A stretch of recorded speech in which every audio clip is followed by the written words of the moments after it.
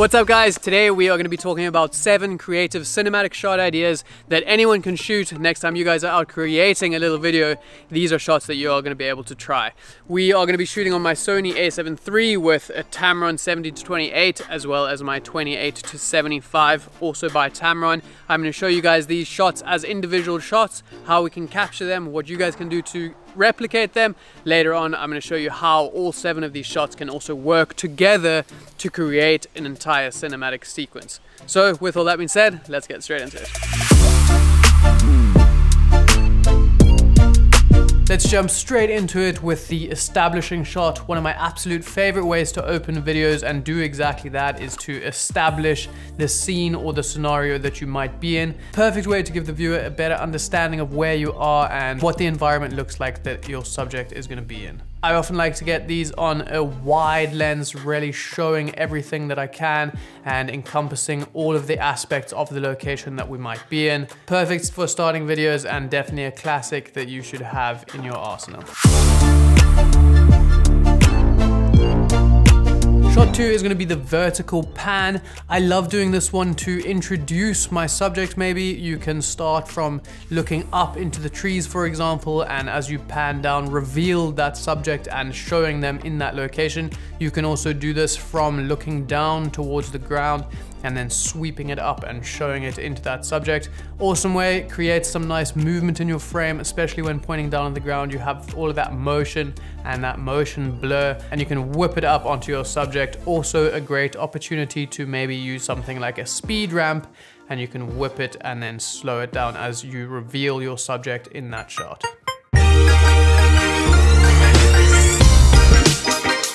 Next shot is going to be a foreground shot. Now basically what you want to do here is look out for any sort of interesting element that you can place between you and your subject. It's going to add another layer to your image and make it have a lot more depth. Another instance where this is super useful, and as you can see in this shot right here, is we have this foreground rushing past in frame, really accentuating all of that movement. This is a very effective way to show movement in your frame. This can also work really well on a longer lens, as the longer the lens is, that foreground is going to appear to be rushing past the bottom of your frame quicker. It also places your subject into that scene quite nicely and gives your viewer an idea of another aspect of that location.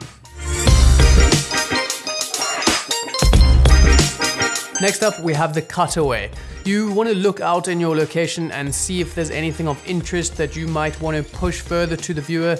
Maybe you want them to notice a certain something. Maybe it's a certain detail you want the viewer to notice, or it could just be something that you feel makes that location feel the way it does. This can be an extremely useful shot when you have 2 shots that don't necessarily work well together. You can use this for exactly what it is, a cutaway shot, and you can insert it in between those 2 shots so that they can flow fluidly, and having that added benefit of just further pushing a certain detail or aspect of that landscape that you want to bring to the viewer's attention.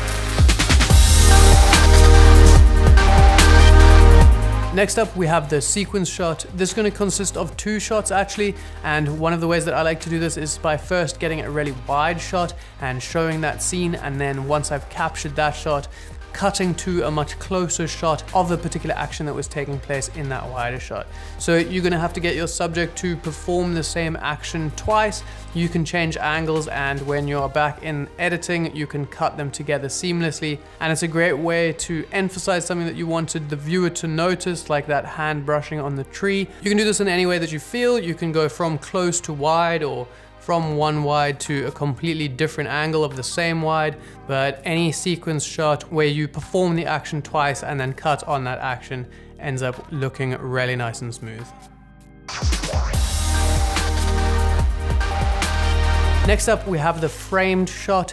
This is particularly helpful when you have maybe a lot of detail in your background, you have a very busy location. If you can find some sort of area where you can frame up your subject, maybe isolate them from the background or just make them stand out. You can see here where we kind of have Hannah between these trees and we have the sun shining down onto her and we are framing her up nicely in there. It draws your viewer's attention to your subject, and it's a great way just to have a nice lock-off shot. You don't necessarily have to have too much movement, but having some sort of frame in your shot is a nice way to create a pleasing composition. For our last shot, we have a pullback to dip. Basically what you want to do is just find any sort of foreground element, start your camera from out of it, pull back and dip it behind that foreground. It's a perfect way to end off your video, dipping to black and having that scene ending. I also like to include a bit of that pullback motion just before the dip because I feel like it subconsciously creates a bit of a leaving feeling, and this is the ideal shot to place at the end of your video.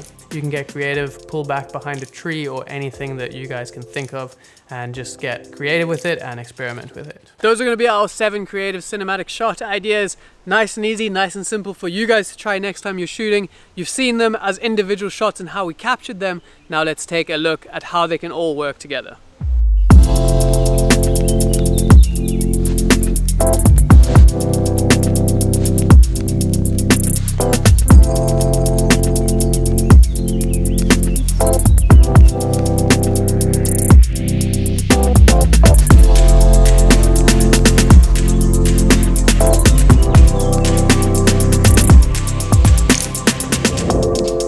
Boom, that is going to be it, guys. I hope you found all of the shots cool as individuals as well as enjoyed them all together in that final sequence. Maybe next time you're out you can try some of these. Other than that, if you like this video, hit like. If you want to see more, hit subscribe, and I'll see you guys in the next one. Bye.